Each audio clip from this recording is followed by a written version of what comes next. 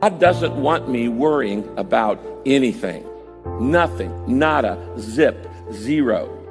Philippians 4:6, don't worry about anything. That's pretty clear. Instead, pray about everything. We've talked about this many times. You can pray or you can panic. If you're not praying, you're panicking. You can worry or you can worship. If you're not worshiping, you're worrying. You invite worship in the front door, worry goes out the back door. And so God says, I don't want you worrying about anything. Now why? He says, worry is unreasonable. It's unreasonable. In other words, it doesn't make sense. It's illogical. It is irrational. It is unreasonable. In the first place, we typically worry about the wrong thing. We worry about the little stuff. How I look, how I appear, what I say, who I'm talking to. Stuff, am I going to be late for this meeting? Stuff that isn't going to matter in 5 years. It's all temporary. If you're really going to worry, and God says you shouldn't, but if you were going to worry about things that are eternal. Don't worry about stuff that's not going to matter tomorrow. Jesus says you should never worry, not only because it's unreasonable, it's unnatural. Nature does not worry. It's unnatural. Jesus says, look at the birds. Look at the birds of the air. They don't sow or reap or store away in barns. They're not worried about, do I have enough to live on? And he said, and yet your heavenly Father feeds them. Are you not more valuable than birds? If God takes care of birds, is he going to take care of you? And then he says in verse 28 and 29, Matthew 6, why do you worry about your clothes? Go out and look at the flowers. Look at the field lilies. They don't worry about how they look. Yet King Solomon in all of his glory was not clothed as beautifully as they are. And he said, all of creation trusts my care except humans. He's saying worry isn't natural. Jesus says worry is unhelpful. What does he mean by that? It's useless. It doesn't work. Worry is worthless. It doesn't change anything when you worry. Matthew 6, verse 27, Jesus says, who of you by worrying can add a single hour to his life? Worry can't make you an inch taller. Worry can't make you an inch shorter. Can't make you bigger or smaller, thinner or fatter. Worry doesn't work. He says, who of you can change anything? He says, you can't add even a single hour to your life. Worry about any problem in your life will never move you one step toward that situation. Worry is worthless. Worry cannot change anything in your past. It's already done. Your past is past. So why are you worried about it? Worry cannot control your future. No matter how much you think you can, you're not controlling it by worrying about it. So if it can't change the past and it can't control the future, what does it do? Messes up today. And he says there's no need to worry because your heavenly Father will take care of you. When I was a kid, if I had any need in my life, I didn't worry about it. I just went to my dad. I said, Dad, I need this, or Mom, I need this. And if I needed money to buy something, I say, Dad, I need some money to buy this. I never once worried about where he was going to get the money. That was his worry. You're worrying about a lot of things that are God's responsibility. Worry is assuming responsibility that God never intended for you to have. Every time you worry, it's a warning light. I'm playing God. I'm acting like God. I'm thinking that it all depends on me, that I don't have a heavenly Father. So you never worry if you understand that God is your heavenly Father and you understand the goodness of God.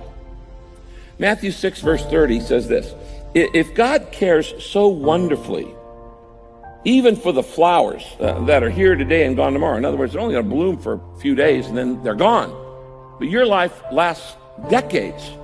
If God cares so wonderfully even for the flowers that are here today and gone tomorrow, won't he surely care for you? You see, what he's saying here is that God has assumed responsibility for the needs in your life. And he cares for you because he says you are valuable. You have value. You want to know how much you value? Look at the cross. Jesus died for you on the cross. That shows how much value you have to God. You're not junk. You're not worthless. No, you are valuable to God because you're his child.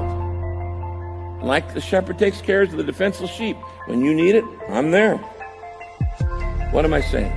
I'm saying that worry in your life, every time you worry, it comes from the fact that you misunderstand the goodness of God. Worry is a warning sign. It's a yellow caution light going, bam, bam, bam. That's saying, at this point, I've forgotten how good God is. I've forgotten the promises of God. I've forgotten what God has promised to do in my life to meet all my needs. He says it over and over and over.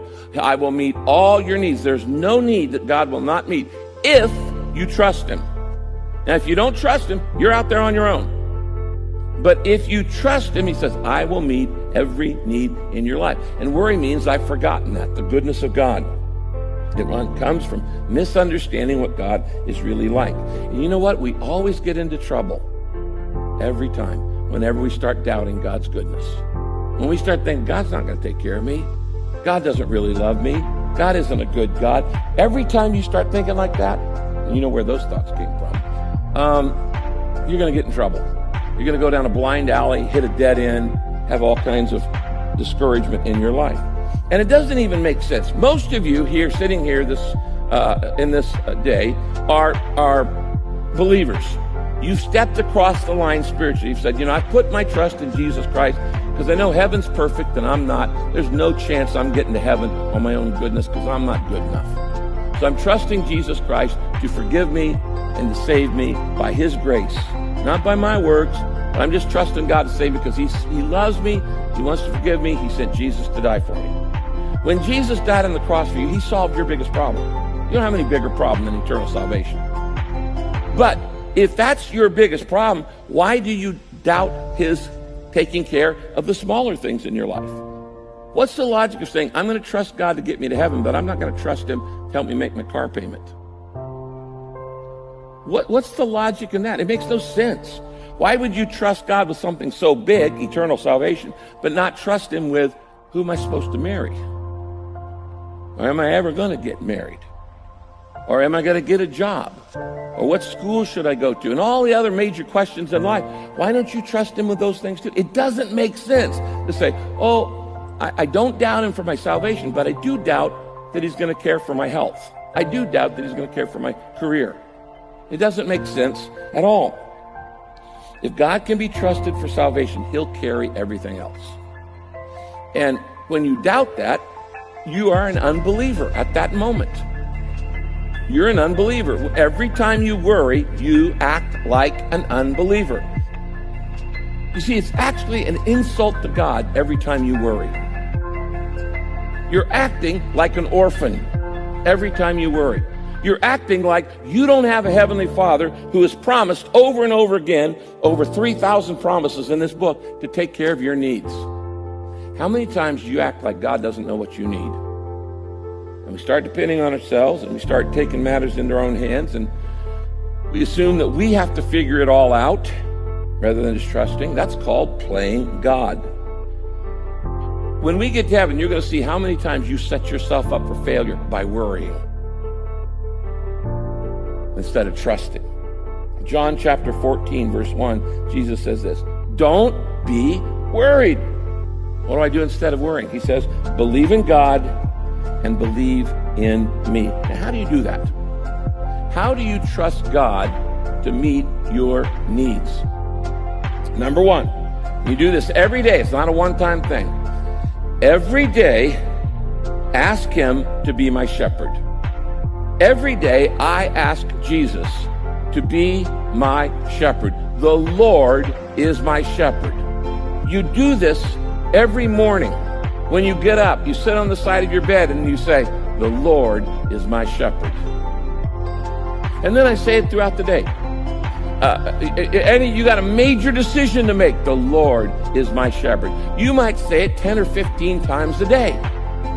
But if you'll start saying that phrase, your worry will go down. Every time you start to worry, you need to say, the Lord is my shepherd.